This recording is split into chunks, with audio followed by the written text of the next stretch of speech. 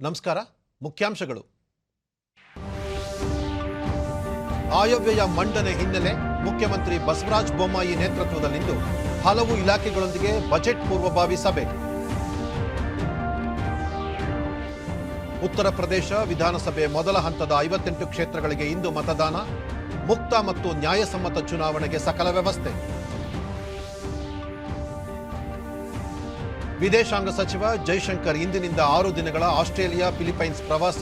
Quad ಒಕ್ಕೂಟದ ವಿದೇಶಾಂಗ ಸಚಿವರ ಶೃಂಗಸಭೆಯಲ್ಲಿ ಭಾಗಿ. ಏಕದಿನ ಕ್ರಿಕೆಟ್ ವೆಸ್ಟ್ ಇಂಡೀಸ್ ವಿರುದ್ಧದ ದ್ವಿತೀಯ ಪಂದ್ಯದಲ್ಲಿ ರೋಹಿತ್ ಬಳಗಕ್ಕೆ 44 ರನ್ ಜಯ. 3 ಪಂದ್ಯಗಳ ಸರಣಿ ಭಾರತಕ್ಕೆ ಕೈವಶ. ವಾರ್ತೆಗಳ ವಿವರ. ಬಜೆಟ್ ಪೂರ್ವಭಾವಿ ಸಭೆಗಳನ್ನು ಆರಂಭಿಸಿರುವ ಮುಖ್ಯಮಂತ್ರಿ ಬಸವರಾಜ ಬೊಮ್ಮಾಯಿ ಇಂದು ಸಹ ಹಲವು ಇಲಾಖೆಗಳೊಂದಿಗೆ ಸಭೆ ನಡೆಸಲಿದ್ದಾರೆ. ವಿಧಾನಸೌಧದಲ್ಲಿಂದು ಕೈಮಗ್ಗ ಮತ್ತು ಜವಳಿ, ಸಕ್ಕರೆ, ಕಾರ್ಮಿಕ, ಸಾರಿಗೆ, ಪರಿಶಿಷ್ಟ ಪಂಗಡಗಳ ಅಭಿವೃದ್ಧಿ, ಸಮಾಜ ಕಲ್ಯಾಣ, ಹಿಂದುಳಿದ ವರ್ಗಗಳ ಕಲ್ಯಾಣ, ಬೃಹತ್ ಮತ್ತು ಸಣ್ಣ ಕೈಗಾರಿಕೆ, ಸಾರ್ವಜನಿಕ ಉದ್ದಿಮೆ, ಪೌರಾಡಳಿತ ಮತ್ತು ಕೃಷಿಗೆ ಸಂಬಂಧಿಸಿದ ವಿಷಯಗಳ ಕುರಿತು ಸಚಿವರು ಹಾಗೂ ಹಿರಿಯ ಅಧಿಕಾರಿಗಳೊಂದಿಗೆ ಚರ್ಚೆ ನಡೆಸಲಿದ್ದಾರೆ.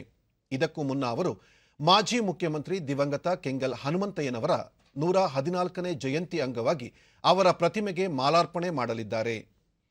ಮುಂಗಡ ಪತ್ರದ ಮೊದಲ ಹಂತದ ಪೂರ್ವಭಾವಿ ಸಭೆಯಲ್ಲಿ ನಿನ್ನೆ ಕಂದಾಯ, ಉನ್ನತ ಶಿಕ್ಷಣ, ಮಾಹಿತಿ ತಂತ್ರಜ್ಞಾನ, ಜೈವಿಕ ತಂತ್ರಜ್ಞಾನ, ವಿಜ್ಞಾನ ತಂತ್ರಜ್ಞಾನ, ಲೋಕೋಪಯೋಗಿ, ಇಂಧನ, ಕನ್ನಡ ಮತ್ತು ಸಂಸ್ಕೃತಿ ಇಲಾಖೆ, ವಾರ್ತಾ ಮತ್ತು ಸಂಪರ್ಕ ಇಲಾಖೆ, ಕರ್ನಾಟಕ ನವೀಕರಿಸಬಹುದಾದ ಇಂಧನ ಅಭಿವೃದ್ಧಿ ನಿಗಮದ ಅಧಿಕಾರಿಗಳ ಜೊತೆ ಸಮಾಲೋಚನೆ ನಡೆಸಿದರು.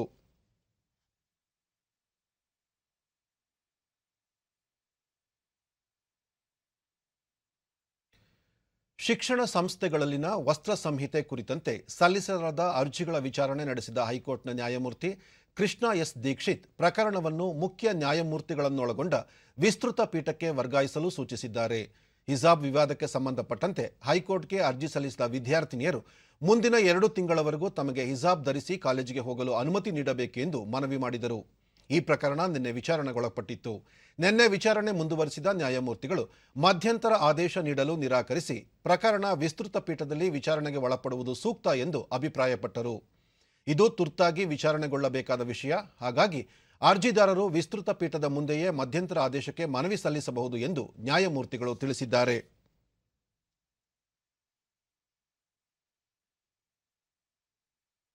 ಉತ್ತರ ಪ್ರದೇಶ ವಿಧಾನಸಭೆಗೆ ನಡೆಯಲಿರುವ 7 ಹಂತಗಳ ಚುನಾವಣೆಯ ಮೊದಲ ಹಂತದ ಮತದಾನ ಇಂದು ಬೆಳಗ್ಗೆ 7 ಗಂಟೆಯಿಂದ ಆರಂಭವಾಗಿದೆ. 9 ಮೀಸಲು ಕ್ಷೇತ್ರಗಳು ಸೇರಿದಂತೆ ಇಂದು 58 ಕ್ಷೇತ್ರಗಳಿಗೆ ಮತದಾನ ಪ್ರಗತಿಯಲ್ಲಿದೆ. ಶಾಮ್ಲಿ, ಮೀರತ್, ಹಪೂರ್, ಮುಜಾಫರ್ನಗರ್, ಬಾಗ್ವತ್, ಗಾಜಿಯಾಬಾದ್, ಬುಲಂದ್ಶಹರ್ ಶಹರ್, ಅಲಿಘರ್, ಆಗ್ರಾ, ಗೌತಮ್ ಬುದ್ಧ ನಗರ್ ಮತ್ತು ಮಥುರಾ ಜಿಲ್ಲೆಗಳಿಗೆ ಸೇರಿದ 2,28,00,000 ಮತದಾರರು ತಮ್ಮ ಹಕ್ಕು ಚಲಾಯಿಸಲಿದ್ದಾರೆ. 1,24,00,000 ಪುರುಷರು ಹಾಗೂ 1,04,00,000 ಮಹಿಳೆಯರು, 1,448 ತೃತೀಯ ಲಿಂಗಿ ಮತದಾರರಿದ್ದಾರೆ. ಮೊದಲ ಹಂತದಲ್ಲಿ 26,027 ಮತಗಟ್ಟೆಗಳನ್ನು ಸ್ಥಾಪಿಸಲಾಗಿದೆ. 73 ಮಹಿಳಾ ಅಭ್ಯರ್ಥಿಗಳು ಸೇರಿದಂತೆ ಒಟ್ಟು 623 ಅಭ್ಯರ್ಥಿಗಳು ಕಣದಲ್ಲಿದ್ದಾರೆ. 2017ರ ವಿಧಾನಸಭಾ ಚುನಾವಣೆಯಲ್ಲಿ ಈ 58 ಕ್ಷೇತ್ರಗಳ ಪೈಕಿ ಬಿಜೆಪಿ 53 ಕ್ಷೇತ್ರಗಳಲ್ಲಿ ಗೆಲುವು ಸಾಧಿಸಿತ್ತು. ಈ ಚುನಾವಣೆಯಲ್ಲಿ ವಿವಿಪ್ಯಾಟ್ ಜೊತೆಗೆ ವಿದ್ಯುನ್ಮಾನ ಮತಯಂತ್ರಗಳನ್ನು ಬಳಸಲಾಗುತ್ತಿದೆ. ಹೆಚ್ಚುತ್ತಿರುವ ಒಮಿಕ್ರಾನ್ ಸೋಂಕಿನ ಹಿನ್ನೆಲೆಯಲ್ಲಿ ಪ್ರತಿ ಮತಗಟ್ಟೆಯಲ್ಲೂ ಕೋವಿಡ್ ಸುರಕ್ಷತಾ ಕ್ರಮಗಳ ಪಾಲನೆಗೆ ಒತ್ತು ನೀಡಲಾಗಿದೆ. ಪ್ರಧಾನಿ ನರೇಂದ್ರ ಮೋದಿ ಎಲ್ಲ ಮತದಾರರು ಕೋವಿಡ್ ನಿಯಮಗಳನ್ನು ಪಾಲಿಸುವುದರೊಂದಿಗೆ ಪ್ರಜಾಪ್ರಭುತ್ವದ ಈ ಪವಿತ್ರ ಹಬ್ಬದಲ್ಲಿ ಉತ್ಸಾಹದಿಂದ ಪಾಲ್ಗೊಳ್ಳುವಂತೆ ಟ್ವೀಟ್ ಮೂಲಕ ವಿನಂತಿಸಿದ್ದಾರೆ.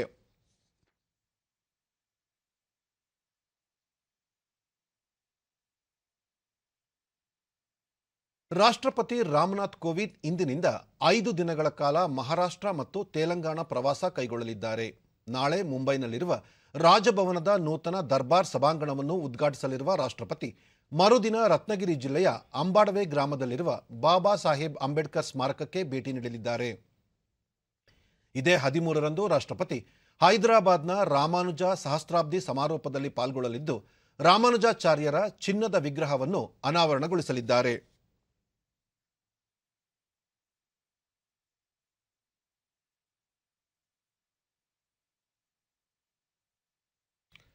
ಸಾಮಾನ್ಯ ಜನರ ಧ್ಯೇಯಕ್ಕಾಗಿ ಸರ್ಕಾರವು ಹಲವು ಯೋಜನೆಗಳನ್ನು ರೂಪಿಸಿದ್ದು ಸಮರ್ಪಕವಾಗಿ ಅನುಷ್ಠಾನಗೊಳಿಸುತ್ತಿದೆ ಎಂದು ಪ್ರಧಾನಿ ನರೇಂದ್ರ ಮೋದಿ ನಿನ್ನೆ ಸುದ್ದಿ ಸಂಸ್ಥೆಯೊಂದಕ್ಕೆ ನೀಡಿದ ವಿಶೇಷ ಸಂದರ್ಶನದಲ್ಲಿ ಪ್ರತಿಪಾದಿಸಿದ್ದಾರೆ. ಈ ಕುರಿತು ಒಂದು ವರದಿ. ಬಿಜೆಪಿ ಸರ್ಕಾರವು ಅಭಿವೃದ್ಧಿಗೆ ವಿಶೇಷ ಒತ್ತು ನೀಡಿದ್ದು, ಸ್ಥಳೀಯ ಮಟ್ಟದ ಮೂಲಭೂತ ಸೌಕರ್ಯಗಳನ್ನು ಹೆಚ್ಚಿಸಲು ಕಾರ್ಯಯೋಜನೆ ರೂಪಿಸಿದೆ. ಸಾಮಾನ್ಯ ಜನರಿಗೆ ಯೋಜನೆಗಳನ್ನು ತಲುಪಿಸುವಲ್ಲಿ ಎಲ್ಲ ಅಗತ್ಯ ಕ್ರಮಗಳನ್ನು ಕೈಗೊಂಡಿದೆ ಎಂದು ಪ್ರಧಾನಿ ನರೇಂದ್ರ ಮೋದಿ ತಿಳಿಸಿದ್ದಾರೆ.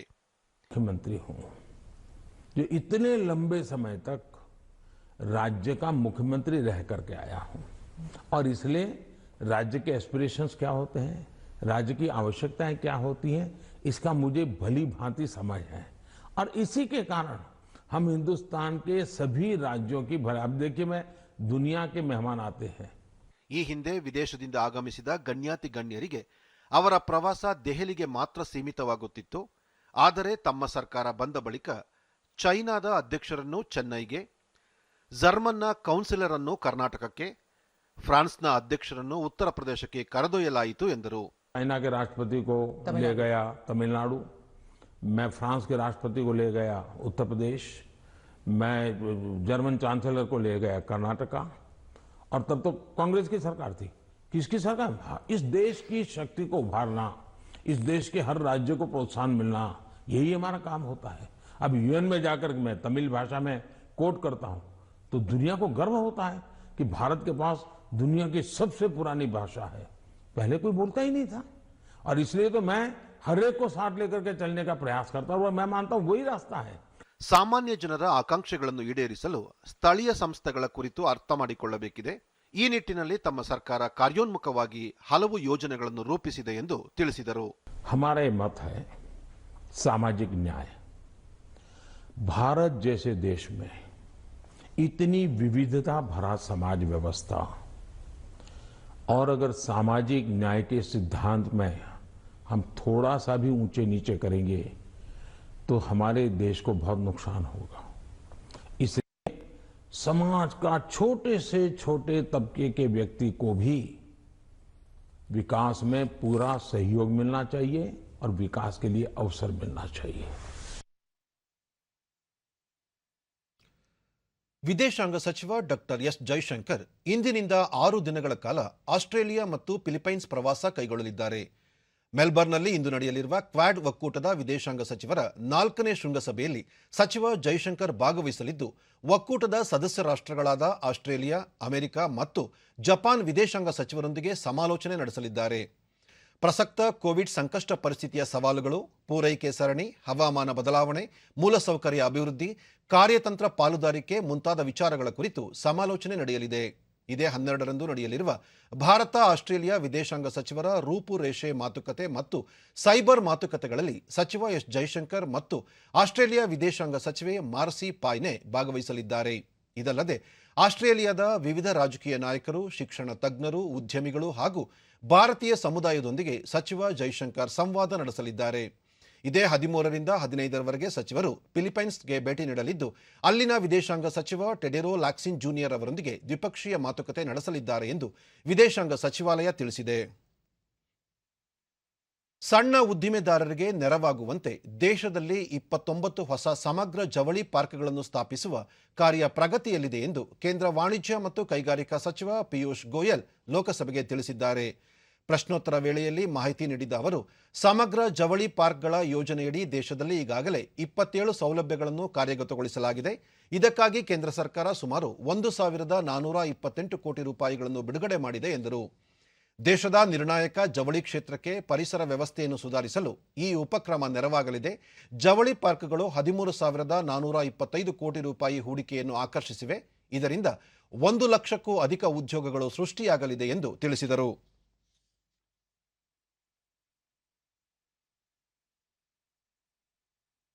15ರಿಂದ 18 ವರ್ಷದೊಳಗಿನ ಯುವಜನತೆಗೆ ನೀಡಲಾಗುತ್ತಿರುವ ಕೋವಿಡ್ ಲಸಿಕಾ ಅಭಿಯಾನ ಮತ್ತಷ್ಟು ಚುರುಕುಗೊಂಡಿದ್ದು, ಈವರೆಗೆ 1 ಕೋಟಿಗೂ ಅಧಿಕ ಯುವ ಸಮೂಹ 2 ಡೋಸ್ಗಳ ಲಸಿಕೆ ಪಡೆದಿದೆ ಎಂದು ಕೇಂದ್ರ ಆರೋಗ್ಯ ಸಚಿವ ಮನ್ಸುಖ್ ಮಾಂಡವೀಯ ಮಾಹಿತಿ ನೀಡಿದ್ದಾರೆ. ಈ ಸಂಬಂಧ ಟ್ವೀಟ್ ಮಾಡಿರುವ ಅವರು, 1 ಕೋಟಿಗೂ ಹೆಚ್ಚು ಮಕ್ಕಳಿಗೆ ಸಂಪೂರ್ಣವಾಗಿ 2 ಡೋಸ್ ಲಸಿಕೆ ನೀಡಲಾಗಿದೆ. ಇದು ಕೋವಿಡ್-19 ವಿರುದ್ಧದ ಭಾರತದ ಹೋರಾಟಕ್ಕೆ ಉತ್ತೇಜನ ನೀಡಿದೆ. ನವಭಾರತ ಸಾಧಿಸಿದ ಐತಿಹಾಸಿಕ ಸಾಧನೆ ಇದಾಗಿದೆ ಎಂದು ಹೇಳಿದ್ದಾರೆ.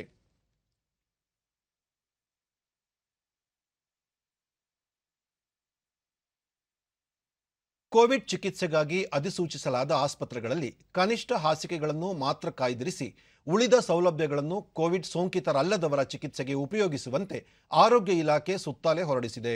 ಈ ಮೊದಲು ಕೋವಿಡ್ 3ನೇ ಅಲೆಯ ವೇಳೆ ಮುಂಜಾಗ್ರತಾ ಕ್ರಮವಾಗಿ ರಾಜ್ಯ ಸರ್ಕಾರ ಕೆಲವು ಸರ್ಕಾರಿ ಮತ್ತು ಖಾಸಗಿ ಆಸ್ಪತ್ರೆಗಳನ್ನು ಅಧಿಸೂಚನೆಯ ಮೂಲಕ ಗುರುತಿಸಿತ್ತು.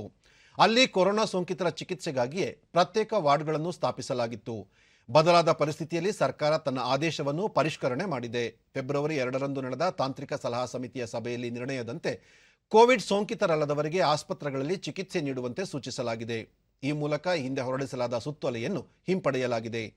ಮುನ್ನೆಚ್ಚರಿಕಾ ಕ್ರಮವಾಗಿ ಕನಿಷ್ಠ ಪ್ರಮಾಣದ ಪ್ರತ್ಯೇಕ ಬೆಡ್ಗಳನ್ನು ಅಧಿಸೂಚಿತ ಆಸ್ಪತ್ರೆಗಳಲ್ಲಿ ಕೋವಿಡ್ ಸೋಂಕಿತರ ಚಿಕಿತ್ಸೆಗಾಗಿ ಕಾಯ್ದಿರಿಸುವಂತೆ ಸಲಹೆ ನೀಡಲಾಗಿದೆ. ಸಂಬಂಧಪಟ್ಟ ಅಧಿಕಾರಿಗಳು ಕೋವಿಡ್ ಸೋಂಕಿತರಲ್ಲದವರಿಗೂ ಚಿಕಿತ್ಸೆ ಸಿಗುತ್ತಿದೆ ಎಂಬುದನ್ನು ಖಚಿತಪಡಿಸಿಕೊಳ್ಳಬೇಕು.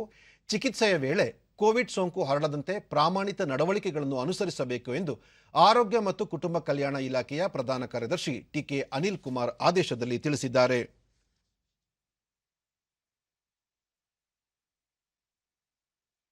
ರಾಜ್ಯದಲ್ಲಿ ನಿನ್ನೆ ಹೊಸದಾಗಿ 5,339 ಕೋವಿಡ್ ಪ್ರಕರಣಗಳು ದೃಢಪಟ್ಟಿದ್ದು, ಇದರೊಂದಿಗೆ ಒಟ್ಟು ಸೋಂಕು ಪ್ರಕರಣಗಳ ಸಂಖ್ಯೆ 39,12,100ಕ್ಕೆ ಏರಿಕೆಯಾಗಿದೆ. ನಿನ್ನೆ 16,749 ಮಂದಿ ಗುಣಮುಖರಾಗಿದ್ದು, ಇದುವರೆಗೆ ಗುಣಮುಖರಾದವರ ಒಟ್ಟು ಸಂಖ್ಯೆ 38,11,615ಕ್ಕೆ ತಲುಪಿದೆ. ನಿನ್ನೆ 48 ಮಂದಿ ಸಾವನ್ನಪ್ಪಿದ್ದು, ಒಟ್ಟಾರೆ ಮೃತಪಟ್ಟವರ ಸಂಖ್ಯೆ 39,495ಕ್ಕೆ ಏರಿಕೆಯಾಗಿದೆ. ಸದ್ಯ ರಾಜ್ಯದಲ್ಲಿ 60,956 ಸಕ್ರಿಯ ಪ್ರಕರಣಗಳಿವೆ ಎಂದು ಆರೋಗ್ಯ ಮತ್ತು ಕುಟುಂಬ ಕಲ್ಯಾಣ ಇಲಾಖೆ ತಿಳಿಸಿದೆ. ಬೆಂಗಳೂರಿನಲ್ಲಿ 2,161 ಮಂದಿಗೆ ಸೋಂಕು ತಗುಲಿದ್ದು, ಒಟ್ಟು ಸೋಂಕು ಪ್ರಕರಣಗಳ ಸಂಖ್ಯೆ 17,64,476ಕ್ಕೆ ಏರಿಕೆಯಾಗಿದೆ. 6,883 ಮಂದಿ ಗುಣಮುಖರಾಗಿದ್ದು, ಇದುವರೆಗೂ ಒಟ್ಟು 17,23,340 ಮಂದಿ ಗುಣಮುಖರಾಗಿದ್ದಾರೆ. ಸದ್ಯ 24,411 ಸಕ್ರಿಯ ಪ್ರಕರಣಗಳಿವೆ. 16 ಮಂದಿ ಮೃತಪಟ್ಟಿದ್ದು, ಇದುವರೆಗೂ ಒಟ್ಟು 16,424 ಮಂದಿ ಸಾವನ್ನಪ್ಪಿದ್ದಾರೆ. ರಾಜ್ಯದಲ್ಲಿ ಕೋವಿಡ್ ಸೋಂಕು ಪ್ರಕರಣಗಳ ಶೇಕಡಾವಾರು ಪ್ರಮಾಣ 4.14ರಷ್ಟಿದ್ದು, ಸೋಂಕಿನಿಂದ ಮೃತಪಟ್ಟವರ ಶೇಕಡಾವಾರು ಪ್ರಮಾಣ 0.89ರಷ್ಟಿದೆ ಎಂದು ಆರೋಗ್ಯ ಇಲಾಖೆ ತಿಳಿಸಿದೆ. ರಾಜ್ಯದಲ್ಲಿ ವಿವಿಧ ಜಿಲ್ಲೆಗಳಲ್ಲಿ ದಾಖಲಾಗಿರುವ ಸೋಂಕು ಪ್ರಕರಣಗಳ ಸಂಖ್ಯೆ ಈ ರೀತಿ ಇದೆ.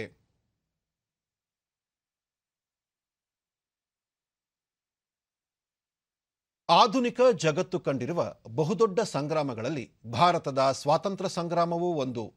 ತಾಯ್ನೆಲವನ್ನು ವಿದೇಶಿಗರ ಕಪಿಮುಷ್ಟಿಯಿಂದ ಬಿಡುಗಡೆಗೊಳಿಸುವಲ್ಲಿ ತಮ್ಮ ಸರ್ವಸ್ವವನ್ನು ತ್ಯಾಗ ಮಾಡಿದ ಹಲವು ಮಹನೀಯರು ಹಾಗೂ ಸ್ವಾತಂತ್ರ್ಯ ಸಂಗ್ರಾಮದ ಹಲವು ವಿಷಯಗಳ ಕುರಿತ ವಿಶೇಷ ಸರಣಿಯ ವರದಿ ಇಲ್ಲಿದೆ.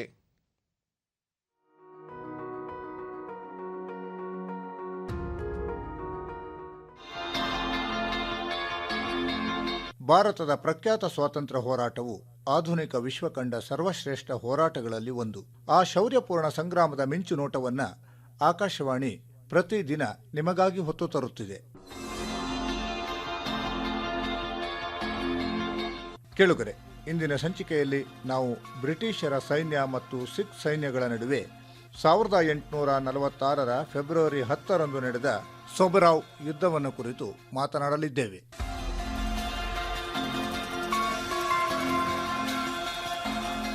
ಪ್ರಥಮ ಆಂಗ್ಲ ಸಿಖ್ ಯುದ್ಧವು 1845ರಲ್ಲಿ ಆರಂಭಗೊಂಡಾಗ ಸಿಖ್ ಸೈನ್ಯವು ಸಟ್ಲೆಜ್ ನದಿಯನ್ನು ದಾಟಿ ಬ್ರಿಟಿಷರ ಮೇಲೆ ದಾಳಿ ನಡೆಸಿತು. ವಾಸ್ತವದಲ್ಲಿ ಈ ಯುದ್ಧದಲ್ಲಿ ಹಲವು ಹಂತದ ಯುದ್ಧಗಳಾದವು. ಅದರಲ್ಲಿ ಸೊಬರಾವ ಯುದ್ಧವೂ ಕೂಡ ಒಂದು. ಸಿಖ್ ಸೈನ್ಯವು ಅತ್ಯಂತ ಪರಾಕ್ರಮಶಾಲಿಯಾಗಿತ್ತು ಹಾಗೂ ಅವರ ಬಳಿ ಸುಸಜ್ಜಿತ ಇನ್ಫೆಂಟ್ರಿ ಘಟಕವೂ ಇತ್ತು. ಅದು ಪೂರ್ಣ ಪ್ರಮಾಣದಲ್ಲಿ ತರಬೇತು ಹೊಂದಿದ್ದು ಮಹಾರಾಜ ರಣಜಿತ್ ಸಿಂಗ್ ನೇತೃತ್ವದಲ್ಲಿ ಹೋರಾಡುತ್ತಿತ್ತು.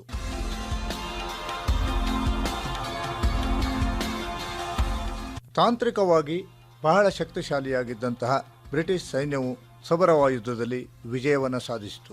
ಈ ಸಬರವ ಯುದ್ಧದಲ್ಲಿ ಸುಮಾರು 10,000 ಸಿಖ್ ವೀರರು ಹುತಾತ್ಮರಾದರು. ಕೇವಲ 230 ಬ್ರಿಟಿಷ್ ಸೈನಿಕರಿಗೆ ಮಾತ್ರ ತೊಂದರೆಯಾಯಿತು.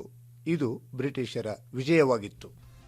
ಯುದ್ಧದ ನಂತರ 1846ರ ಮಾರ್ಚ್ 9ರಂದು British governor general Henry Hardinge ಹಾಗೂ 7 ವರ್ಷದ ಸಿಖ್ ಸಾಮ್ರಾಜ್ಯದ ಆಡಳಿತಗಾರ ಮಹಾರಾಜ ದಿಲೀಪ್ ಸಿಂಗ್ ರವರ ನಡುವೆ ಲಾಹೋರ್ ಒಪ್ಪಂದವಾಯಿತು. ಈ ಒಪ್ಪಂದವು ಸಿಖ್ ಸಾಮ್ರಾಜ್ಯದ ವಿಸ್ತಾರವನ್ನು ಕಡಿಮೆಗೊಳಿಸಿತು ಹಾಗೂ ಜಮ್ಮುವಿನ ರಾಜನಾದ ಗುಲಾಬ್ ಸಿಂಗ್ಗೆ ಸ್ವಾತಂತ್ರ್ಯವನ್ನು ನೀಡಲಾಯಿತು. ಗುಲಾಬ್ ಸಿಂಗ್ ಜಮ್ಮುವಿನ ಪ್ರಾಂತ್ಯಗಳ ಅಧಿಕಾರದ ಬದಲಿಗೆ ಈಸ್ಟ್ ಇಂಡಿಯಾ ಕಂಪನಿಗೆ ಕೆಲವು ಅತ್ಯಮೂಲ್ಯ ಉಡುಗೊರೆಗಳನ್ನು ನೀಡಿದ. ಲಾಹೋರ್ ಒಪ್ಪಂದದ ಪ್ರಕಾರ ಲಾಹೋರ್ನ ಆಡಳಿತದಲ್ಲಿ ಒಬ್ಬ ಬ್ರಿಟಿಷ್ ಪ್ರತಿನಿಧಿಯನ್ನು ನೇಮಕ ಮಾಡಲು ಸಹಮತ ನೀಡಲಾಯಿತು. सुख का दाता सबका साथी, शुभ का ये संदेश है, माँ की गोद पिता का आश्रय, मेरा मध्य प्रदेश है. ಈ ದಿನ ನಾವು ಭಾರತದ ಸ್ವಾತಂತ್ರ್ಯ ಸೇನಾನಿ ರಾಜ್ ಬಕತ್ ಬಲಿಯವರಿಗೂ ಕೂಡ ಶ್ರದ್ಧಾಂಜಲಿಯನ್ನು ಸಮರ್ಪಿಸುತ್ತಿದ್ದೇವೆ. ಅವರು 1858 ಫೆಬ್ರವರಿ 10ರಂದು ಹುತಾತ್ಮರಾದವರು. ರಾಜ ಬಕತ್ ಬಲಿ ಅವರು 1857ರಲ್ಲಿ ಭಾರತದ ಪ್ರಥಮ ಸ್ವಾತಂತ್ರ್ಯ ಸಂಗ್ರಾಮದ ನಂತರ ಇಂದೋರ್ ಮತ್ತು ದಾರ್ ಕ್ಷೇತ್ರದಲ್ಲಿ ಬ್ರಿಟಿಷ್ ಸೇನೆಯೊಂದಿಗೆ ನಡೆದ ಯುದ್ಧದಲ್ಲಿ ಸ್ವಾತಂತ್ರ್ಯ ಸೇನಾನಿಗಳ ಜೊತೆಗೂಡಿದರು. ಬಕತ್ ಬಲಿಯವರ ಸೈನ್ಯವು ಅಕ್ಟೋಬರ್ 1857ರ 2ನೆಯ ವಾರದಲ್ಲಿ ಬ್ರಿಟಿಷರಿಂದ ದಾರ್ ಪ್ರದೇಶವನ್ನು ವಶಪಡಿಸಿಕೊಂಡಿತು.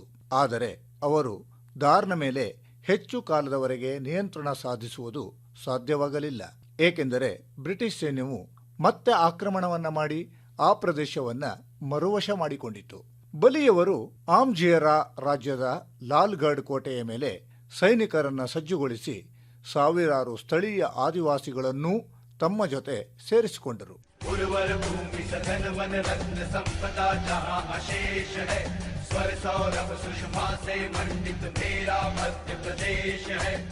ಕೋಟೆಯ ಮೇಲೆ ವಾಸ್ತವದಲ್ಲಿ ಯುದ್ಧ ಆರಂಭಗೊಳ್ಳುವ ಮೊದಲೇ ಬಲಿಯವರು ತಮ್ಮ ಮುಖ್ಯಮಂತ್ರಿ ಗುಲಾಬ್ ರಾವ್ ರವರ ಮುಖಾಂತರ ಆರಂಭಗೊಳಿಸಿದ್ದ ಮಾತುಕತೆಯಲ್ಲಿ ಭಾಗವಹಿಸಲು ಹೊರಗೆ ಹೋಗಬೇಕಾಯಿತು. ಆಗ ಅವರನ್ನು ಬಂಧನಕ್ಕೆ ಒಳಪಡಿಸಲಾಯಿತು ಮತ್ತು ಗಲ್ಲಿಗೇರಿಸಲಾಯಿತು. ಹುತಾತ್ಮರಾದ ಬಕತ್ ಬಲಿಯವರಿಗೆ ನಮ್ಮ ನಮನಗಳು.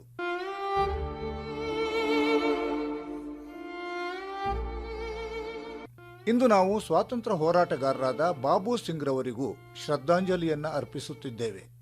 ಅವರು 1945ರ ಫೆಬ್ರವರಿ 10ರಂದು ಹುತಾತ್ಮರಾದವರು. ಅವರು 2ನೇ ವಿಶ್ವಯುದ್ಧದಲ್ಲಿ ಬ್ರಿಟಿಷ್ ಭಾರತೀಯ ಸೈನ್ಯದಲ್ಲಿ ಇದ್ದವರು.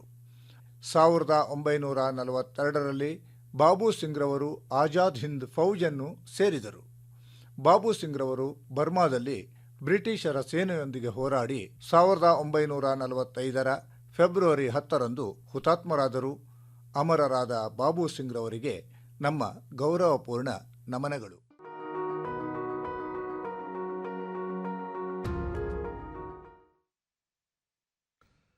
ಗೋವಾ ವಿಧಾನಸಭಾ ಚುನಾವಣೆ ಸಮೀಪಿಸುತ್ತಿರುವ ಹಿನ್ನೆಲೆಯಲ್ಲಿ ವಿವಿಧ ರಾಜಕೀಯ ಪಕ್ಷಗಳ ಮುಖಂಡರ ಚುನಾವಣಾ ಪ್ರಚಾರ ಅಂತಿಮ ಘಟ್ಟ ತಲುಪಿದೆ. ಪ್ರಧಾನಿ ನರೇಂದ್ರ ಮೋದಿ ಮಾಪುಸಾದಲ್ಲಿ ಇಂದು ಚುನಾವಣಾ ರ್ಯಾಲಿ ನಡೆಸಲಿದ್ದಾರೆ ಎಂದು ಗೋವಾದ ಬಿಜೆಪಿ ಘಟಕ ತಿಳಿಸಿದೆ. ಜೊತೆಗೆ ಗೋವಾ ಚುನಾವಣಾ ಪ್ರಚಾರ ಮುಗಿಯುವ ಒಂದು ದಿನ ಮುನ್ನ ಪ್ರಧಾನಿಯವರು ಬೋಡೇಶ್ವರ ಮೈದಾನದಲ್ಲಿ ಬೃಹತ್ ಸಾರ್ವಜನಿಕ ಸಭೆಯನ್ನುದ್ದೇಶಿಸಿ ಮಾತನಾಡಿದ್ದಾರೆ ಎಂದು ತಿಳಿಸಿದ್ದಾರೆ. ಇದೇ 14ರಂದು 40 ಕ್ಷೇತ್ರಗಳಿಗೆ ಗೋವಾದಲ್ಲಿ ಮತದಾನ ನಡೆಯಲಿದ್ದು ಬಹಿರಂಗ ಪ್ರಚಾರಕ್ಕೆ ನಾಳೆ ತೆರೆ ಬೀಳಲಿದೆ. ಮಾರ್ಚ್ 10ರಂದು ಮತ ಎಣಿಕೆ ನಡೆಯಲಿದೆ. ಬಾಹ್ಯಾಕಾಶ ಚಟುವಟಿಕೆಗಳಲ್ಲಿ ಖಾಸಗಿ ವಲಯದ ಪಾಲ್ಗೊಳ್ಳುವಿಕೆಯನ್ನು ಸುಗಮಗೊಳಿಸಲು ಅಸ್ತಿತ್ವದಲ್ಲಿರುವ ನೀತಿಗಳನ್ನು ಪರಿಷ್ಕರಿಸುತ್ತಿದೆ ಎಂದು ಸರ್ಕಾರ ತಿಳಿಸಿದೆ. ಈ ಸಂಬಂಧ ಲೋಕಸಭೆಗೆ ಲಿಖಿತ ಉತ್ತರ ನೀಡಿದ ಪ್ರಧಾನಮಂತ್ರಿ ಕಾರ್ಯಾಲಯದ ರಾಜ್ಯ ಸಚಿವ doctor Jitendra Singh, spacecom, remote sensing, ತಂತ್ರಜ್ಞಾನ ವರ್ಗಾವಣೆ, ನ್ಯಾವಿಗೇಷನ್, ಬಾಹ್ಯಾಕಾಶ ಸಾರಿಗೆ, ಬಾಹ್ಯಾಕಾಶ ಪರಿಶೋಧನೆ ಮತ್ತು ಬಾಹ್ಯಾಕಾಶ ಪರಿಸ್ಥಿತಿಯ ಅರಿವಿನಂತಹ ವಿವಿಧ ಬಾಹ್ಯಾಕಾಶ ಕ್ಷೇತ್ರಗಳಲ್ಲಿ ಪರಿಹರಿಸಲು ಹೊಸ ನೀತಿ ಚೌಕಟ್ಟನ್ನು ರಚಿಸಲಾಗಿದೆ ಎಂದು ತಿಳಿಸಿದರು.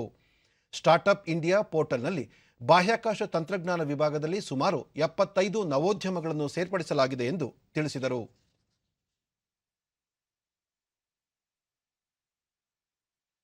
ಸರ್ಕಾರಿ ಕನ್ನಡ ಶಾಲೆಗಳ ಅಸ್ಮಿತೆಯ ಉಳಿವಿಗಾಗಿ ಇಲ್ಲೊಂದು ಯುವ ತಂಡ ಸದ್ದಿಲ್ಲದೆ ರಚನಾತ್ಮಕ ಕಾರ್ಯಯೋಜನೆಯನ್ನು ಅನುಷ್ಠಾನಕ್ಕೆ ತಂದಿದೆ.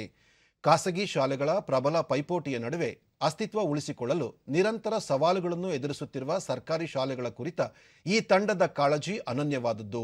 ಈ ಕುರಿತು ಒಂದು ವರದಿ. ಕನ್ನಡ ಮನಸ್ಸುಗಳು ಸಮಾನ ಮನಸ್ಕ ಯುವಕ ಯುವತಿಯರು ಒಟ್ಟುಗೂಡಿ ಕನ್ನಡ ನಾಡುನುಡಿಯ ರಕ್ಷಣೆ, ಗ್ರಾಮೀಣ ಸರ್ಕಾರಿ ಕನ್ನಡ ಶಾಲೆಗಳ ಬಲವರ್ಧನೆಯ ಅಭಿಯಾನಕ್ಕೆ ಮುಂದಾಗಿರುವ ಒಂದು ತಂಡ. ಕಳೆದ 3 ವರ್ಷಗಳಿಂದ ಈ ತಂಡ ರಾಜ್ಯದ ವಿವಿಧ ಜಿಲ್ಲೆಗಳ ಕನ್ನಡ ಶಾಲೆಗಳಿಗೆ ಸುಣ್ಣ ಬಣ್ಣ ಬಳಿದು ಸಿಂಗರಿಸುವುದು, ಅತ್ಯಾಧುನಿಕ ಪಾಠೋಪಕರಣಗಳ ವ್ಯವಸ್ಥೆ, ಪುಸ್ತಕ, ವಿದ್ಯುತ್ ವ್ಯವಸ್ಥೆ ಇತ್ಯಾದಿಗಳನ್ನು ದಾನಿಗಳ ಸಹಕಾರದೊಂದಿಗೆ ಒದಗಿಸುವ ಕೈಂಕರ್ಯದಲ್ಲಿ ತೊಡಗಿದೆ.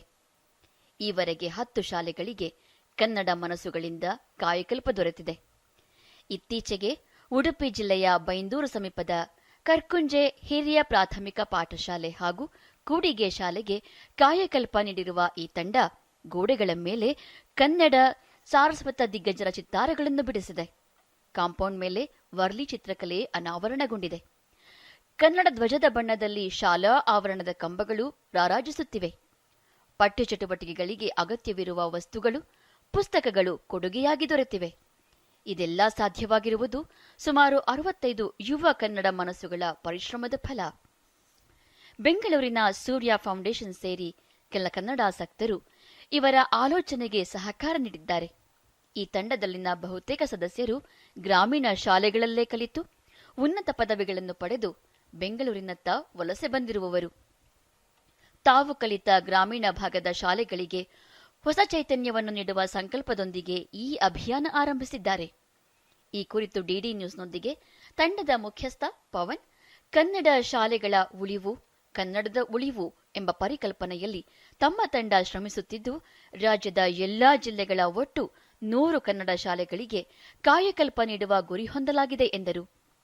ಅಂದರೆ ಏನೇನು ಮಾಡ್ಕೊಂಡ್ರೆ ಎಲ್ಲ ಸ್ವಲ್ಪ ಕನ್ನಡದ ವಿಚಾರದಲ್ಲಿ, ಕರ್ನಾಟಕದ ವಿಚಾರದಲ್ಲಿ ಸ್ವಲ್ಪ ಬದಲಾವಣೆ ತರುವಂಥದ್ದು ಕೆಲಸಗಳನ್ನ ಮಾಡ್ಕೊಂಡು ಬಂದು, ಪರಿಸರ ಜಾಗೃತಿ, ಶಿಕ್ಷಣ ಜಾಗೃತಿ ಮತ್ತು ನೆಲ ಜಲ ಭಾಷೆ ವಿಚಾರದಲ್ಲಿ ಜಾಗೃತಿ ಅಭಿಯಾನಗಳು ಮಾಡ್ಕೊಂಡು ಬಂದು 65 ಜನ ಇಲ್ಲಿ ಶಾಲೆಗೆ ಬಂದಿದ್ದೀವಿ ನಾವು ಬೆಂಗಳೂರಿಂದ ಎಲ್ಲ ಸೇರಿಕೊಂಡು. ಸೊ 65 ಜನನೂ ಸಹ ತುಂಬ ಫಾಸ್ಟಾಗಿ ಕೆಲಸ ಮಾಡಿದ್ದಾರೆ. ಈಗ ಇನ್ನೂ ಮುಂಚೆ ಎಲ್ಲ ನಾವು ಬರೀ ಪೇಂಟ್ ಹೊಡ್ಕೊಡ್ತಿದ್ದೋ, ಇವಾಗ ಎಲ್ಲ ಥರದ್ದು ಬೇಸಿಕ್ ಆಗಿ ಸಾಮಗ್ರಿಗಳನ್ನ ಕೊಡ್ತಾಯಿದ್ದೀವಿ, ವಸ್ತುಗಳನ್ನ ಕೊಡ್ತಾಯಿದ್ದೀವಿ. ಈ ವರ್ಷ ಪ್ರತಿ ತಿಂಗಳು ಒಂದೊಂದು ಶಾಲೆ ಮಾಡೋಣ ಅಂತಿದ್ವಿ. ಈಗಾಗಲೇ ಒಂದು 25 ಶಾಲೆ ರಿಕ್ವೆಸ್ಟ್ ಇದೆ. ಸೊ ನಮಗೆ ಕೋವಿಡ್ ಹೊಡೆತ ಬಿದ್ದಿದ್ದರಿಂದ ತುಂಬ ಶಾಲೆಗಳು ಮಾಡೋಕ್ಕಾಗಲಿಲ್ಲ. ಆ ಶಾಲೆಗಳನ್ನ, ಆ ಪೆಂಡಿಂಗ್ ಇರೋ ಶಾಲೆಗಳನ್ನ ಈಗ ಮಾಡ್ತಾ ಇದ್ದೀವಿ. ಚಿತ್ರನಟಿ ನೀತು ಶೆಟ್ಟಿ, ಕನ್ನಡ ಮನಸ್ಸುಗಳು ಕೈಗೊಂಡಿರುವ ಕಾರ್ಯ ಗಣನೀಯವಾಗಿದ್ದು, ಕನ್ನಡ ಶಾಲೆಗಳತ್ತ ವಿದ್ಯಾರ್ಥಿಗಳನ್ನು ಸೆಳೆಯುವ ಪ್ರಯತ್ನ ಇದಾಗಿದೆ ಎಂದು ಶ್ಲಾಘಿಸಿದರು. ಅವರು ಈಗಾಗಲೇ ಸಿಗಂದೂರು ಆಗಿರ್ಬೋದು, ಕಾಸರಗೋಡು ಆಗಿರ್ಬೋದು, ಮಾಗಡಿ ಆಗಿರ್ಬೋದು 10-11 ಶಾಲೆಗಳನ್ನ ಆಲ್ರೆಡಿ ಮಾಡಿದ್ದಾರೆ. ಸೊ ಅವ್ರ ಜೊತೆ ಇತ್ತೀಚೆಗೆ ನಾನು ಕೂಡ ಯಾವುದೇ ಸ್ವಾರ್ಥ ಇಲ್ಲದೆ ಇರೋವಂಥ ಕೆಲಸ ಇದು. ಮತ್ತು ನಮ್ಮ ಭಾಷೆ ಉಳಿಬೇಕು, ಸರ್ಕಾರಿ ಶಾಲೆಗಳು ಇನ್ನೂ ಹೆಚ್ಚಿನ ಮಟ್ಟಿಗೆ ಸ್ಟೂಡೆಂಟ್ಸ್ ಬರಬೇಕು ಅನ್ನೋ ಒಂದು ಆಶಯ ಅವ್ರದ್ದು ಇರೋದ್ರಿಂದ ನನ್ನ ಕೈಲಾಗಿರುವಂಥ ಅಳಿಲ್ ಸೇವೆ ನಾನು ಕೂಡ ಮಾಡ್ತಾ ಇದ್ದೀನಿ. ಸೊ ಜೊತೆಗೆ ನಮ್ಮ ಇಂಡಸ್ಟ್ರಿಯಿಂದ ಇನ್ನೂ ಕೂಡ ಹೆಚ್ಚಿನ ಆರ್ಟಿಸ್ಟ್ ಆಗಿರ್ಬೋದು ಅಥವಾ ಡೈರೆಕ್ಟರ್ಸ್ ಆಗಿರ್ಬೋದು ಎಲ್ಲರೂ ನಾನು ಕರೆಸಬೇಕು ಅನ್ನೋ ಒಂದು ಆಶಯದಲ್ಲಿದ್ದೀನಿ. ಅವರಿಗೆ ಸಪೋರ್ಟ್ ಮಾಡೋದು ನಮ್ಮೆಲ್ಲರ ಶಾಲಾ ಮುಖ್ಯೋಪಾಧ್ಯಾಯ ಎಂವಿ ಲಮಾಣಿ ಶಾಲೆಯನ್ನು ಬಣ್ಣಗಳೊಂದಿಗೆ ಸಿಂಗರಿಸಿ ಅನೇಕ ಪಠ್ಯೋಪಯೋಗಿ ವಸ್ತುಗಳನ್ನು ಒದಗಿಸಿದೆ. ಅವುಗಳನ್ನು ಸಮರ್ಪಕವಾಗಿ ಬಳಸಿಕೊಂಡು ಮಕ್ಕಳಿಗೆ ಗುಣಾತ್ಮಕ ಶಿಕ್ಷಣ ನೀಡಲು ಶ್ರಮಿಸಲಾಗುವುದು ಎಂದರು. ಕನ್ನಡ ಮನಸ್ಸುಗಳು ಅನ್ನುವಂತಹ ಸಂಘಟನೆ ಅದು ನಮ್ಮ ಕನ್ನಡ ಶಾಲೆ ಉಳಿಸಿ ಅಭಿಯಾನ 11ರ ಒಂದು ಪ್ರಯುಕ್ತವಾಗಿ ನಮ್ಮ ಶಾಲೆಯ ಅನೇಕ ಬೇಡಿಕೆಗಳನ್ನು ಈಡೇರಿಸುವುದಕ್ಕೆ ಪ್ರಯತ್ನ ಪಟ್ಟಿದ್ದಾರೆ.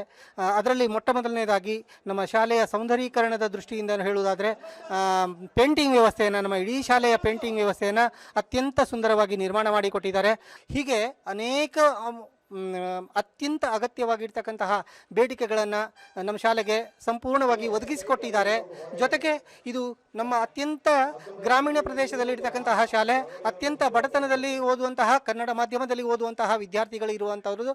ಇಲ್ಲಿ ತಂದೆ ತಾಯಿಗಳ ಒಂದು ಪರಿಸ್ಥಿತಿ ಕೂಡ ಅಷ್ಟೇ ಶೋಚನೀಯವಾಗಿರ್ತಕ್ಕಂಥ ಈ ಮಕ್ಕಳ ಒಂದು ಶಿಕ್ಷಣವನ್ನು ಅಭಿವೃದ್ಧಿಪಡಿಸುವ ದೃಷ್ಟಿಯಲ್ಲಿ ಎಲ್ಲ ಕನ್ನಡ ಮನಸ್ಸುಗಳು ನಮ್ಮ ಶಾಲೆಗೆ ಬಂದು ಈ ಎಲ್ಲ ಅವಕಾಶಗಳನ್ನು ಒದಗಿಸಿಕೊಟ್ಟಿದ್ದಾರೆ. ಬಹುಶಃ ಅವರಿಗೆ ನಾವು ಯಾವತ್ತೂ ಯಾವತ್ತೂ ಕೂಡ ಚಿರಋಣಿ ಅನ್ನುವಂಥದ್ದನ್ನು ಹೇಳ್ತಾ ಬಹುಶಃ ನಮ್ಮಲ್ಲಿ ಇನ್ನೂ ಅವರ ಒಂದು ಕೊಡುಗೆಗಳನ್ನು ಅತ್ಯಂತ ಸಮರ್ಪಕವಾಗಿ ಬಳಸಿಕೊಂಡು ಮಕ್ಕಳಿಗೆ ಗುಣಾತ್ಮಕ ಶಿಕ್ಷಣವನ್ನು ಕೊಡ್ತಕ್ಕಂತಹ ವ್ಯವಸ್ಥೆಯಲ್ಲಿ ನಾವು ಮುಂದೆ ಸಾಗೋದಕ್ಕೆ ನಮಗೆ ಒಂದು ಹೊಸ ಒಂದು ಚೈತನ್ಯ ಸಿಕ್ಕಿದೆ ಅಂತ ಹೇಳಿ ಅದನ್ನು ಕೂಡ ಹೇಳ್ಕೊಳ್ತಾ ಬಹುಶಃ ಇನ್ನು ಮುಂದಿನ ದಿನಗಳಲ್ಲಿ ನಮ್ಮ ಶಾಲೆಯನ್ನು ಅತ್ಯಂತ ಮಾದರಿ ಶಾಲೆಯನ್ನಾಗಿ ಮಾಡೋ ದೃಷ್ಟಿಯೊಳಗೆ ನಾವು ಕಾರ್ಯಕ್ರಮಗಳನ್ನು ಹಾಕ್ಕೊಳ್ತೇವೆ. ಅವರ ಎಲ್ಲರ ಒಂದು ಮಾರ್ಗದರ್ಶನಗಳನ್ನು ನಿರಂತರವಾಗಿ ನಾವು ಪಡೆದುಕೊಳ್ತಾ ನಮ್ಮ ಶಾಲೆಯನ್ನು ಈ ಒಂದು ಕುಗ್ರಾಮದ ಒಂದು ಗ್ರಾಮೀಣ ಪ್ರದೇಶದ ಶಾಲೆಯನ್ನು ಒಂದು ನಗರ ಪ್ರದೇಶದ ಶಾಲೆಗಿಂತ ಒಂದು ಯಾವುದಕ್ಕೂ ಕಡಿಮೆ ಇಲ್ಲದ ಹಾಗೆ ಇದನ್ನು ರಚನೆ ಮಾಡೋದಂಥದ್ರಲ್ಲಿ ನಾವು ಎಲ್ಲರೂ ಕೂಡ ಶಿರಸಾವಹಿಸಿ ಅದನ್ನು ನಾವು ಮುನ್ನಡೆಸ್ಕೊಂಡು ಹೋಗ್ತೇವೆ ಅನ್ನುವಂಥದ್ದು ಆಶ್ವಾಸನೆಗಳನ್ನು ಕೊಡ್ತಾ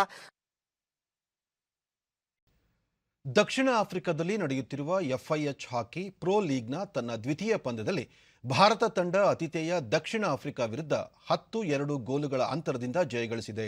ಇದರೊಂದಿಗೆ ಮನ್ಪ್ರೀತ್ ಬಳಗ ಸತತ 2ನೇ ಗೆಲುವು ದಾಖಲಿಸಿದಂತಾಗಿದೆ. ನಿನ್ನೆ ನಡೆದ ಮೊದಲ ಪಂದ್ಯದಲ್ಲಿ ಫ್ರಾನ್ಸ್ ವಿರುದ್ಧ 5-0 ಅಂತರದಲ್ಲಿ ಗೆಲುವು ದಾಖಲಿಸಿ ಶುಭಾರಂಭ ಮಾಡಿತ್ತು. ಹ್ಯಾಟ್ರಿಕ್ ಗೋಲ್ ಗಳಿಸಿದ ಜುಗ್ರಾಜ್ ಸಿಂಗ್ ಪಂದ್ಯಶ್ರೇಷ್ಠ ಪ್ರಶಸ್ತಿಗೆ ಭಾಜನರಾದರು. ಭಾರತ ವಾರಾಂತ್ಯದಲ್ಲಿ ಮತ್ತೆ ಫ್ರಾನ್ಸ್ ಮತ್ತು ದಕ್ಷಿಣ ಆಫ್ರಿಕಾ ತಂಡಗಳನ್ನು ಎದುರಿಸಲಿದೆ. ಅಹಮದಾಬಾದ್ನ ನರೇಂದ್ರ ಮೋದಿ ಕ್ರೀಡಾಂಗಣದಲ್ಲಿ ನಿನ್ನೆ ನಡೆದ ವೆಸ್ಟ್ ಇಂಡೀಸ್ ವಿರುದ್ಧದ ದ್ವಿತೀಯ ಏಕದಿನ ಪಂದ್ಯದಲ್ಲಿ ಭಾರತ ತಂಡ 44 ರನ್ಗಳಿಂದ ಜಯಗಳಿಸಿದೆ. ಇದರೊಂದಿಗೆ 3 ಪಂದ್ಯಗಳ ಸರಣಿಯನ್ನು 1 ಪಂದ್ಯ ಬಾಕಿ ಇರುವಂತೆಯೇ ಗೆದ್ದುಕೊಂಡಿದೆ. 238 ರನ್ಗಳ ಸಾಧಾರಣ ಗುರಿ ಬೆನ್ನಟ್ಟಿದ ವೆಸ್ಟ್ ಇಂಡೀಸ್ ತಂಡವನ್ನು 193 ರನ್ಗಳಿಗೆ ಕಟ್ಟಿಹಾಕಿತು. ಇದಕ್ಕೂ ಮುನ್ನ ಟಾಸ್ ಸೋತು ಮೊದಲು ಬ್ಯಾಟಿಂಗ್ ಮಾಡಿದ ಭಾರತ ಪ್ರವಾಸಿ ತಂಡದ ಸಂಘಟಿತ ಬೌಲಿಂಗ್ ನಿರ್ವಹಣೆಗೆ ಕುಸಿದು ಸಾಧಾರಣ ಮೊತ್ತಕ್ಕೆ ಸೀಮಿತಗೊಂಡಿತು. ಸೂರ್ಯಕುಮಾರ್ ಯಾದವ್ ಭಾರತದ ಪರ ಗರಿಷ್ಠ 64 ರನ್ ಗಳಿಸಿದರು. ಭಾರತದ ಪರ ಶ್ರೇಷ್ಠ ಬೌಲಿಂಗ್ ಪ್ರದರ್ಶನ ನೀಡಿದ್ದ ಪ್ರಸಿದ್ಧ್ ಕೃಷ್ಣ ಪಂದ್ಯ ಶ್ರೇಷ್ಠ ಗೌರವಕ್ಕೆ ಭಾಜನರಾದರು. ಈ ಗೆಲುವಿನೊಂದಿಗೆ ವೆಸ್ಟ್ ಇಂಡೀಸ್ ವಿರುದ್ಧದ ದ್ವಿಪಕ್ಷೀಯ ಸರಣಿಯ ಗೆಲುವನ್ನು ಸತತವಾಗಿ 11-0ಗೆ ವಿಸ್ತರಿಸಿದೆ. ಈಗ ಇಂದಿನ ಪತ್ರಿಕೆಗಳ ಇಣುಕು ನೋಟ. ಇಂದು ಯುಪಿ ಮೊದಲ ಹಂತದ ಚುನಾವಣೆ. 58 ಕ್ಷೇತ್ರದಲ್ಲಿ 623 ಅಭ್ಯರ್ಥಿಗಳ ಭವಿಷ್ಯ ನಿರ್ಧಾರ. ಜಾಟ್ ಪ್ರಾಬಲ್ಯ ಹೊಂದಿರುವ ಕ್ಷೇತ್ರ. ಕೆಪಿಎಸ್ಸಿ ಅಕ್ರಮ, 362 ಮಂದಿಗೆ ಉದ್ಯೋಗ ಖಾತ್ರಿ. 2011ರ ಬ್ಯಾಚ್ನಲ್ಲಿ ಆಯ್ಕೆಯಾದವರ ರಕ್ಷಣೆಗೆ ಮುಂದಾದ ಸರ್ಕಾರ. ವಿಧೇಯಕಕ್ಕೆ ಸಚಿವ ಸಂಪುಟ ಅಸ್ತು. ಪೂರ್ಣ ಪೀಠದ ಅಂಗಳಕ್ಕೆ ಹಿಜಾಬ್ 3 ನ್ಯಾಯಮೂರ್ತಿಗಳ ಪೀಠ. ಇಂದು ಮಧ್ಯಾಹ್ನವೇ ವಿಚಾರಣೆ ಆರಂಭ. ರೈತರ ಹಿತಕ್ಕಾಗಿ ಕೃಷಿ ಕಾಯ್ದೆ, ದೇಶದ ಹಿತಾಸಕ್ತಿಗಾಗಿ ರದ್ದು, ಪ್ರಧಾನಿ ಮೋದಿ. ವಿಂಡೀಸ್ ವಿರುದ್ಧದ 2ನೇ ಏಕದಿನ ಪಂದ್ಯದಲ್ಲಿ ಭಾರತಕ್ಕೆ 44 ರನ್ಗಳ ಗೆಲುವು. ಕ್ಯಾಪ್ಟನ್ ರೋಹಿತ್ ಶರ್ಮಾ ಶುಭಾರಂಭ. ಇವು ಇಂದಿನ ಪತ್ರಿಕೆಗಳ ಪ್ರಮುಖ ಸುದ್ದಿ. ಉಳಿದಂತೆ ಮಾರ್ಚ್ 10ಕ್ಕೆ 900 ಮನೆಗಳ ಹಂಚಿಕೆ, ಬಹುಮಹಡಿ ಕಟ್ಟಡಗಳ ಪರಿಶೀಲನೆ ನಡೆಸಿದ ವಸತಿ ಸಚಿವ ವಿ ಸೋಮಣ್ಣ. ಶಿಕ್ಷಣ ಇಲಾಖೆಯ ನಮ್ಮ ಶಾಲೆ ನನ್ನ ಕೊಡುಗೆ ಆಪ್ ಸಿದ್ಧ, ಸಚಿವ ಬಿಸಿ ನಾಗೇಶ್. ಫೆಬ್ರವರಿ 14 ವರ್ಷದ ಮೊದಲ ಉಪಗ್ರಹ ಉಡ್ಡಯನ, ಭಾರತೀಯ ಬಾಹ್ಯಾಕಾಶ ಸಂಶೋಧನಾ ಸಂಸ್ಥೆ ಸಿದ್ಧತೆ. ಮತ್ತೆ ಮಹಡಿ ಬಸ್ನತ್ತ ಒಲವು, ಆರಂಭದಲ್ಲಿ 5 ಬಸ್ಗಳ ಖರೀದಿ, ಕೇಂದ್ರದಿಂದ ಆರ್ಥಿಕ ನೆರವು. ಇವು ಎಲೆಕ್ಟ್ರಿಕ್ ಬಸ್ಗಳು. ಬೆಂಗಳೂರು ಓಪನ್ ಟೆನ್ನಿಸ್ ಟೂರ್ನಿ, ಪ್ರಮುಖರ ಹೊರಗಟ್ಟಿದ ಚುನ್ ಬೋರ್ನ್ ಡಬಲ್ಸ್ನಲ್ಲಿ ಭಾರತದ ಆಟಗಾರರಿಗೆ ಜಯ.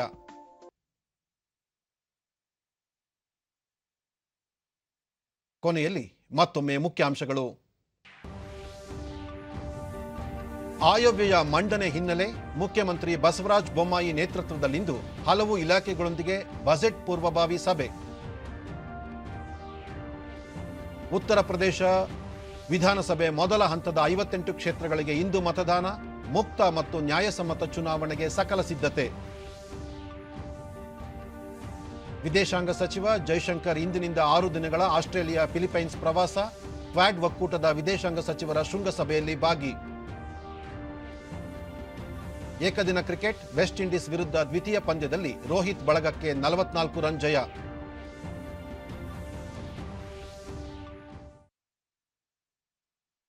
ನಮ್ಮ ವಾರ್ತಾ ಪ್ರಸಾರವನ್ನು ನೀವು ಡಿಡಿ ಚಂದನ ನ್ಯೂಸ್ ಯೂಟ್ಯೂಬ್ ಚಾನೆಲ್ನಲ್ಲೂ ವೀಕ್ಷಿಸಬಹುದು. ವ್ಯಕ್ತಿಗತ ಅಂತರ ಕಾಪಾಡಿಕೊಳ್ಳುವುದರೊಂದಿಗೆ ನೀವು ಸುರಕ್ಷಿತವಾಗಿರಿ, ನಿಮ್ಮವರನ್ನು ಸುರಕ್ಷಿತವಾಗಿರಿಸಿ. ನೈರ್ಮಲ್ಯಕ್ಕೆ ಆದ್ಯತೆ ನೀಡುವುದರ ಜೊತೆಗೆ ಕೋವಿಡ್-19 ಮಾರ್ಗಸೂಚಿಗಳನ್ನು ತಪ್ಪದೇ ಪಾಲಿಸಿ. ನಮ್ಮ ಮುಂದಿನ ವಾರ್ತಾ ಪ್ರಸಾರ ಬೆಳಗ್ಗೆ 11 ಗಂಟೆಗೆ. ನಮಸ್ಕಾರ.